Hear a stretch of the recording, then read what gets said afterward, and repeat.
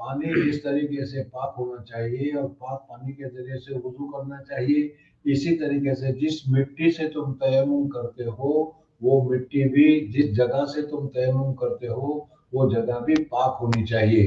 پاک ہوگی تو اس پاک مٹی سے تیمم کرو گے تو تمہارا تیمم صحیح ہوگا۔ اگر ناپاک مٹی سے اگر تم نے تیمم کیا تو جیسے ناپاک پانی سے وضو کرنے سے پاک وضو نہیں ہوتا، اس طریقے سے ناپاک مٹی سے تیمم کرنے سے تیمم نہیں ہوگا۔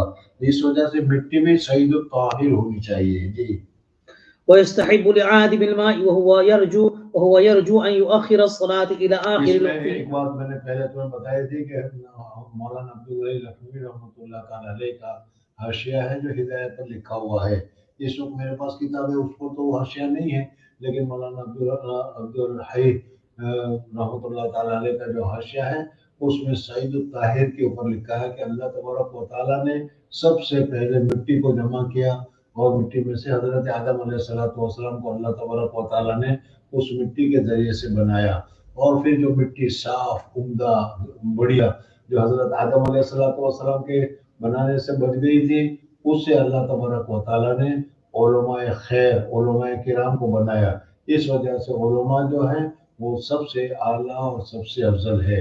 نبیوں کے بعد سب سے اعلیٰ اور افضل اگر کوئی قوم ہے تو علماء خیر ہے، علماء امت ہے۔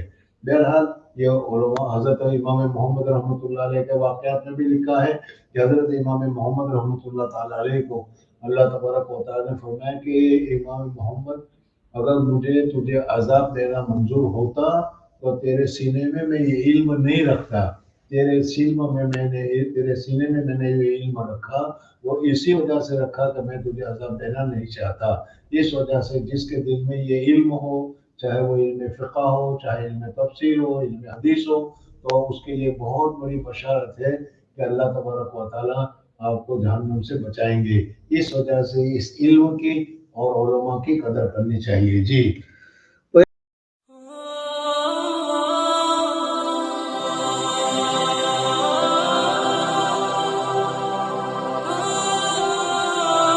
سبسکرائب کیجئے ہماری چینل کو اور ہمارے ویڈیوز کو سب سے پہلے دیکھنے کے لیے بیل آئیکن بھی دبا دیجئے۔